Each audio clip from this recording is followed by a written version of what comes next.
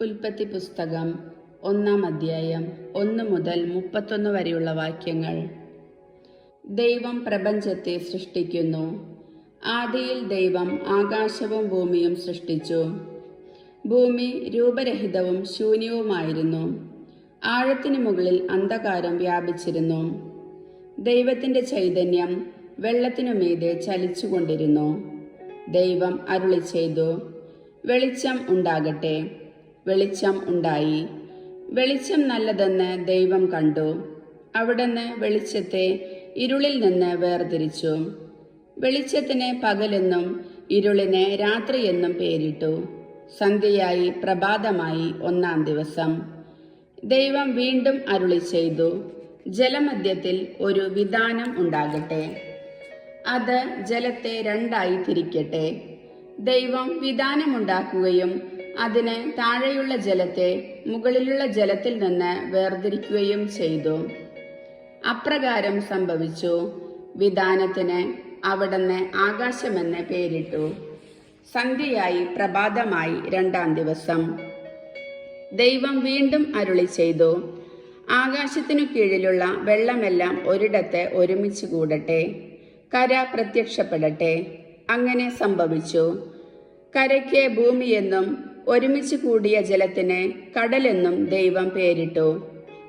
അതു നല്ലതെന്ന് അവിടുന്ന് കണ്ടു. ദൈവം അരുളി ചെയ്തു, ഭൂമി എല്ലാത്തരം ഹരിതസസ്യങ്ങളും ധാന്യച്ചെടികളും വിത്തുൾക്കൊള്ളുന്ന ഫലങ്ങൾ കായ്ക്കുന്ന വൃക്ഷങ്ങളും മുളപ്പിക്കട്ടെ. അങ്ങനെ സംഭവിച്ചു. ഭൂമി എല്ലാത്തരം ഹരിതസസ്യങ്ങളും ധാന്യച്ചെടികളും വിത്തുള്ള ഫലങ്ങളോടു കൂടിയ വൃക്ഷങ്ങളും മുളപ്പിച്ചു. അവ നല്ലതെന്ന് ദൈവം കണ്ടു. സന്ധ്യയായി പ്രഭാതമായി 3-ാം ദിവസം. ദൈവം വീണ്ടും അരുളി ചെയ്തു, രാവും പകലും വേർതിരിക്കാൻ ആകാശവിതാനത്തിൽ പ്രകാശങ്ങൾ ഉണ്ടാകട്ടെ. അവ ഋതുക്കളും ദിനങ്ങളും വർഷങ്ങളും കുറിക്കുന്ന അടയാളങ്ങളായിരിക്കട്ടെ. ഭൂമിയിൽ പ്രകാശം ചൊരിയാൻ വേണ്ടി അവ ആകാശവിതാനത്തിൽ ദീപങ്ങളായി നിൽക്കട്ടെ. അങ്ങനെ സംഭവിച്ചു. ദൈവം 2 മഹാദീപങ്ങൾ സൃഷ്ടിച്ചു. പകലിനെ നയിക്കാൻ വലുത്, രാത്രിയെ നയിക്കാൻ ചെറുത്. നക്ഷത്രങ്ങളെയും അവിടുന്ന് സൃഷ്ടിച്ചു. ഭൂമിയിൽ പ്രകാശം ചൊരിയാനും രാവിനെയും പകലിനെയും നിയന്ത്രിക്കാനും വെളിച്ചത്തെ ഇരുളിൽ നിന്ന് വേർതിരിക്കാനും ദൈവം അവയെ ആകാശവിതാനത്തിൽ സ്ഥാപിച്ചു. അതു നല്ലതെന്ന് ദൈവം കണ്ടു. സന്ധ്യയായി പ്രഭാതമായി 4-ാം ദിവസം. ദൈവം വീണ്ടും അരുളി ചെയ്തു, വെള്ളം ജീവജാലങ്ങളെ പുറപ്പെടുവിക്കട്ടെ.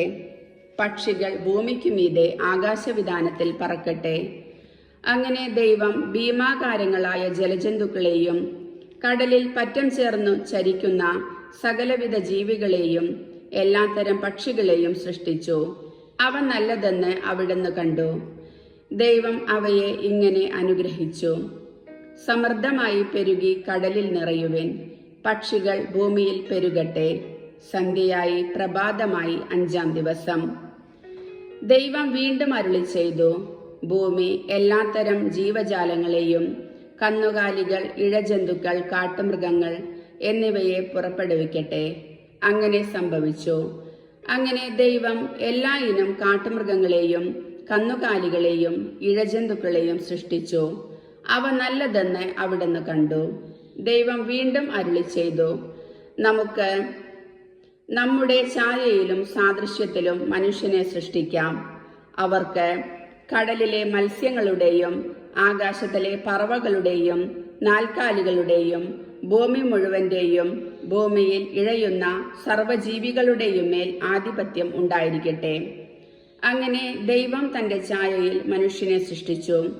ദൈവത്തിന്റെ ഛായയിൽ അവിടുന്ന് അവനെ സൃഷ്ടിച്ചു. സ്ത്രീയും പുരുഷനുമായി അവരെ സൃഷ്ടിച്ചു. ദൈവം അവരെ ഇങ്ങനെ അനുഗ്രഹിച്ചു, സന്താന പുഷ്ടിയുള്ളവരായി പെരുകുവിൻ.